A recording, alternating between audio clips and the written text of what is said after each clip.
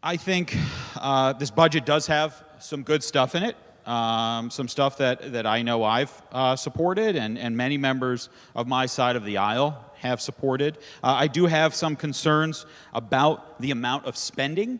I think that, you know, if we were going to reduce taxes, which I think are a good idea, we should not have increased spending the way we have. I think we're making some promises that we may not be able to keep, and some one-time, you know, I guess tax cuts that won't be around next year.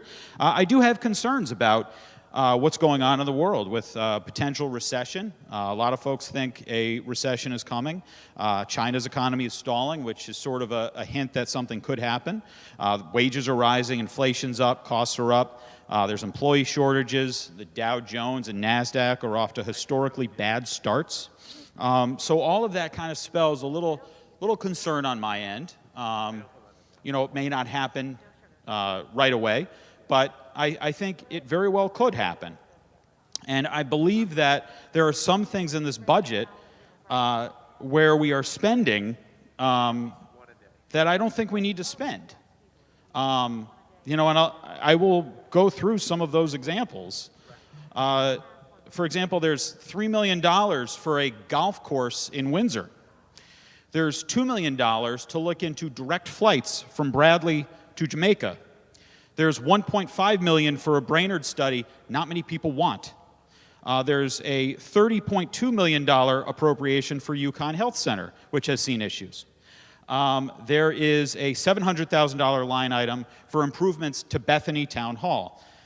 There's a $5 million line item to continue free bus service. There's a $23 million line item for 5G on M8 rail cars. There's a $1 million appropriation to look into how obesity is affected by COVID. I mean, we all saw Dr. Fauci for 2 years. I think we know. There's a $55,000 appropriation to Clinton Town Beach, which is one of the beaches that I know some folks felt were overcharging people from out of town. There's $250,000 for a canoe launch. There's $15,000 for Haddam Killingworth's Recreation Department.